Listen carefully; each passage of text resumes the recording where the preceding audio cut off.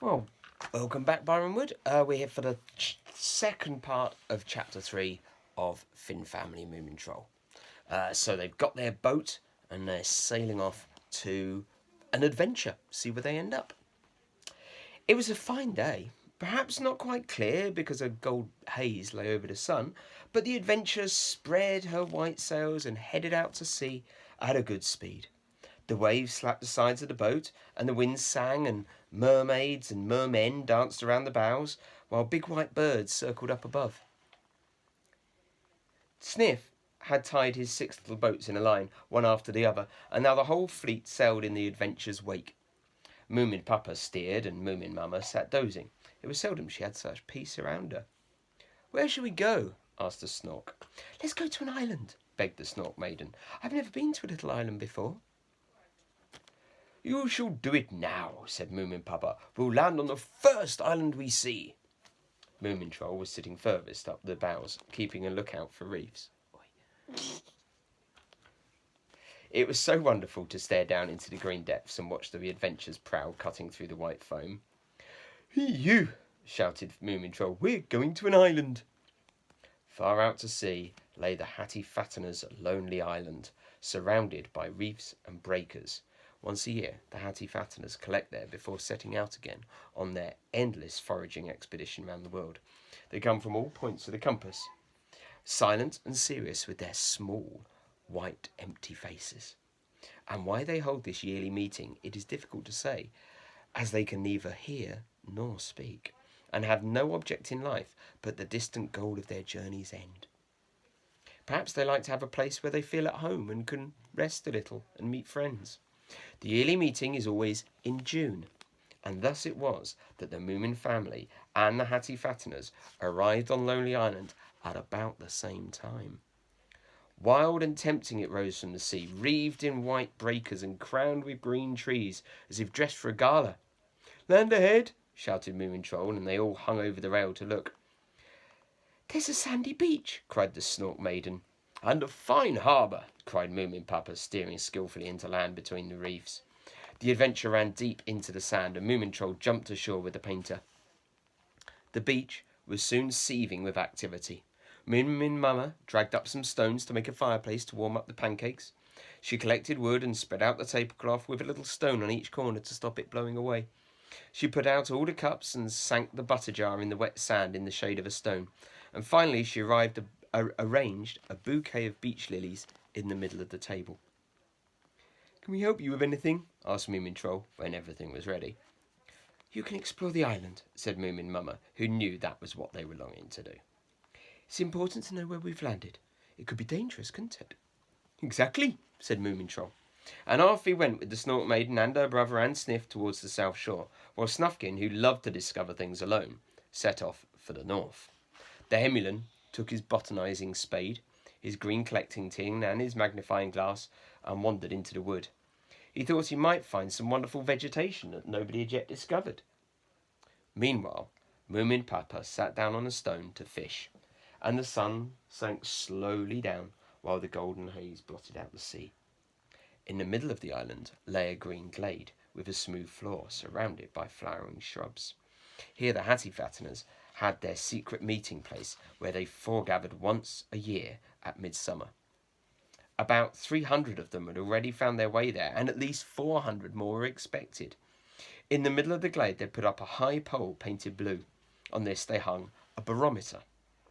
A barometer is a machine which can tell what the weather's going to do later. So it might tell you whether it's going to rain or be windy or very sunny. Okay? They skimmed silently over the glass, bowing haughtily to each other, and every time they passed a barometer, they bowed deeply to it. This looked a bit ridiculous. All this time, the Hemulin was rambling about in the wood, enraptured by the masses of rare flowers. They were not like the flowers that grew in Moomin Valley. Oh, far from it. Heavy, silvery white clusters which looked as if they were made of glass, crimson black kingcups like royal crowns, and sky blue roses. But Hemulin didn't see much of their beauty. He was too busy counting the stamens and leaves and muttering to himself, "This is the 219th specimen in my collection." Eventually he reached the Hattie-Fattener's hideout and wandered into it peering eagerly around for rare specimens. He didn't look up until he bumped into the blue pole, which startled him very much. He had never in his life seen so many Hattie-fatteners. Let's have a look at them. There's the Hemulin, and creeping up on him, out of all the trees, are the Hattie-fatteners. Very strange things. They swarmed over everything, and their pale little eyes stared through him. I wonder if they're in a bad temper, the Hemulin thought to himself. They're small, but there are horribly many of them. He looked at the big shiny mahogany barometer. It stood at rain and wind. Extraordinary, said the Hemulin, blinking at the sunshine. And he tapped the barometer, which sank quite a bit. Then the Hattie-fatteners rushed threateningly and took a step towards him. It's all right, he said in alarm. I won't take your barometer. But the Hattie-fatteners didn't hear him. They just came nearer, rustling and waving their hands. The Hemulin, with his heart in his mouth, watched for an opportunity to make his escape, but the enemy stood like a wall around him and always came nearer. And between the trees came still more Hattie-fatteners, with their staring eyes and silent tread. Go away, screamed the Hemulin. Shoo, shoo. But still they came silently nearer. Then the Hemulin picked up his skirts and began to climb up the pole. It was nasty and slippery, but terror gave him unhemulinish strength, and at last he reached the top and got hold of the barometer. The Hattie-fatteners had now reached the foot of the pole, and there they waited. The whole glade was thick with them, like a white carpet, and the Hemulin felt quite ill when he thought of what would happen if he fell down. Help!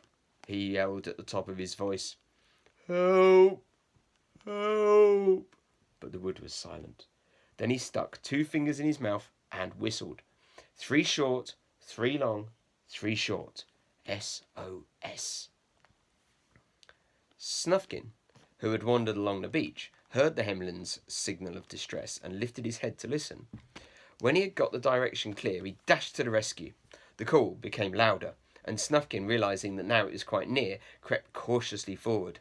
It became lighter between the trees, and he saw the glade, the Hattie-fatteners, and the Hemulin clinging tightly to the pole.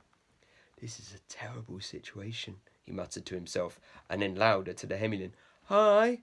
However did you get the peaceful Hattie-fatteners into such a warlike frame of mind? I only tapped their barometer, moaned the poor Hemulin, and it sank. Try to take the nasty creatures away, dear Snufkin. I must think a bit, said Snufkin.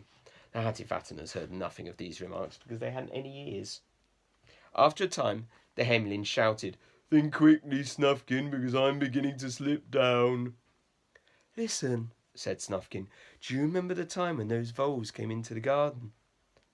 Papa had dug a lot of poles into the ground and put windmills on them, and when the wheels went round, the earth shook so much that the voles were nervous and gave up. Your stories are always very interesting, said the Hemulin bitterly, but I can't understand what they have to do with my sad predicament. A good deal, said Snufkin. Don't you see? The Hattie-fatteners can neither talk nor hear, and they see very badly, but they can feel extremely well. Try to jerk the pole backwards and forwards. The Hattie-fatteners will feel it in the ground and be frightened. It goes right up into their tummies, you see. They're like wireless sets. The Hemulin tried to swing to and fro on the pole. I'm falling down, he burst into alarm. Faster, faster, cried the Snufkin. Tiny little movements. The Hemulin managed a few more desperate rocks, and then the Hattie-fatteners began to feel uncomfortable in the soles of their feet. They began to rustle and move anxiously about, and the next minute, just as the voles had done, they took to their heels and ran. In a couple of seconds, the glade was empty. Snufkin felt them against his legs as they scattered into the wood, and they stung him rather like nettles. The Hemulin slid down onto the grass, completely exhausted. Oh, he moaned, there has never been anything but trouble and danger since I came into the Moomin family. Do calm yourself, Hemul, said Snufkin. After all, you've been pretty lucky. Wretched Hattie creatures, grumbled the Hemulin. I shall take their barometer with me anyhow to punish them. Better let it be, warned Snufkin. But the Hemulin unhooked the big shiny barometer from the pole and stuck it triumphantly under his arm. Now we'll go back to the others, he said. I'm awfully hungry. When they arrived, all the others were eating pancakes and tunnyfish, which Moomin Papa had caught in the sea. Hi, cried Moomintroll. We've been round the whole island, and on the other side there is a dreadful wild cliff that goes right down into the sea. And we've seen a mass of hatty-fatteners, Sniff told him. At least 100. Don't mention those creatures again, said the Hemel with deep feeling. I can't stand it. But here, come and see my war trophy. And he proudly put the barometer in the middle of the tablecloth. Oh, so bright and beautiful, exclaimed Snork Maiden. Is it a clock? No, it's a barometer, said Moomin Papa. It tells you if the weather will be fine or stormy. Sometimes it's quite right. And he tapped the barometer. Then he put his face into a serious crease and said, It is stormy. A big storm? Asked Sniff anxiously. Look for yourself, replied Moomin Papa. The barometer points to 00, and that is the lowest a barometer can point to, if it isn't fooling us. But it certainly didn't look as if it was falling. The golden mist had thickened into a yellow-grey fog, and out towards the horizon the sea was strangely black. We must go home, said the Snork. Not yet, begged the Snork Maiden. We haven't had time to explore the cliff on the other side properly. We haven't even bathed. We can wait a little and see what happens, can't we? Said Moomintroll. It would be such a pity to go home when we just discovered this island. But if there's a storm, we shan't be able to go at all, said the Snork brightly. That would be wonderful, burst out Sniff. We could stay here forever and ever. Quiet, children, I must think, said Moomin Papa. He went down to the beach and sniffed the air, turned his head in all directions and wrinkled his forehead. There was a rumble in the distance. Thunder, said Sniff. Oh, how awful. Over the horizon loomed a threatening bank of cloud. It was dark blue and drove little light puffy clouds in front of it. Now and then a great flash of lightning lit up the sea. We stay, decided Moomin Papa. The whole night, squeaked Sniff. I think so, Moomin Papa replied. Hurry up now and build a house, as the rain will come soon. The adventure was dragged high up onto the sand, and on the edge of the wood they quickly made a house with the sail and some blankets. Moomin Mama filled up the gaps with moss, and the Snork dug a ditch round it, so that the rainwater would have somewhere to go. Everybody ran to and fro, putting their things safely under cover, while the thunder rolled nearer, and a little wind came sighing anxiously through the trees. I'll go and see what the weather's like out on the point, said Snufkin, and putting his hat firmly down over his ears, he set off. Alone and happy, he ran out to the farthest point of rock and put his back against a large boulder. The sea had changed. It was dark green now, with white horses, and the rocks shone yellow like phosphorus. Rumbling solemnly, the thunderstorm came up from the south. It spread its black sail over the sea. It spread over half the sky, and the lightning flashed with an ominous glint. It's coming right over the island, thought Snufkin with a thrill of joy and excitement. He stood, facing the storm as it advanced over the sea, and suddenly he saw a small black rider on something black, like a horse with short legs. Only for a moment were they visible against the creamy white crest of the cloud bank. The rider's cloak billowed out like a wing. They rose higher, then they were lost in a blinding network of lightning. The clouds obscured the sun, and rain was driving like a grey curtain over the sea. I've seen the hobgoblin, thought Snufkin. It must have been the hobgoblin and his black panther. They really exist. They aren't just an old fairy tale. What do you think the hobgoblin was doing? What might he have been doing? Finding his hat. Because he lost it? Yeah. And we know where it is, don't we? Yeah. Where is it? In the cave. Snufkin turned and skipped back over the stones. He had just reached the tent in time, for heavy drops of rain were already hitting the sailcloth, and it was being whipped about in the wind. Sniff had rolled himself completely in a blanket, as he was rather afraid of thunder, and the others sat hunched up next to one another. The tent smelt strongly of the Hemulan's botanical specimens. Now there was a terrific clap of thunder right over their heads, and their little refuge was lit again and again by flashes of white light. The thunder rumbled round the sky like a great train, while the sea hurled its biggest waves against Lonely Island. What a blessing we aren't on the sea, said Moomin Mama. Dear me, what weather. The Snork Maiden put her trembling paw in Moomintroll's and he felt very protecting and manly. Sniff lay under his blanket and screamed. "Now it's right over us," said Moomin Papa, and at that moment a great flash of lightning lit up the island, followed by a rending crash. "That struck something," said the Snork. It was really a bit too much. The Haemmerling sat holding his head. "Trouble, always trouble," he muttered. Now it began to move off to the south. The thunderclaps got farther and farther away. The lightning became fainter, and at last there was only the rustle of the rain and the sound of the sea as it broke on the shore. "I won't tell them about the hobgoblin yet," thought Snufkin. "They are scared enough as it is." Let's have a look. There's their tent in the storm. Well, not much of a tent anymore. That sail is blowing everywhere. Everybody's just standing out in the rain. Quite a heavy lightning strikes as well.